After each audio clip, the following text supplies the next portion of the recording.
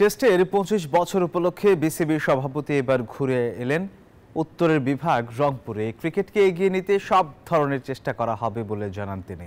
এ সময় ক্রিকেট গার্ডেনের আউটফিল্ড দেখে হতাশা প্রকাশ করে বোর্ড সভাপতি বলেন, ক্রিকেট মাঠের জন্য এই ধরনের আউটফিল্ড কখনো গ্রহণযোগ্য নয়।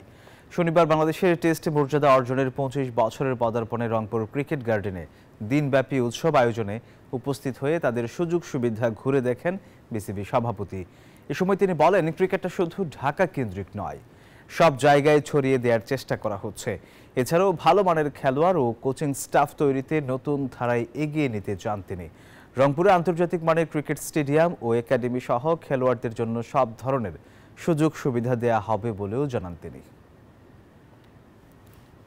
শুধু চেষ্টা করবে না, বাস্তবায়িত করার জন্য যে যে পদক্ষেপ নেওয়ার সেগুলো নেবে। কেননা এটা তো ধরেন আমরা যে নাসির, শুভ, নাইম এখান থেকে খেলেছে, সুমনারা যে এখান থেকে খেলছে, এরা তো ধরেন এমনি খেলেনি, এদের তো প্রতিভা ছিল বলে তারা খেলেছে। এই প্রতিভাকে যদি আমরা আরো সুযোগ করে দিতে পারি, আমাদের আরো বড় বড় প্রতিভা এখান থেকে বের হবে। তবে এটা ঠিক যে একটা ইনফ্রাস্ট্রাকচার করতে হয়তো সময় লাগবে এবং এটা আমাদের হাই প্রায়োরিটি।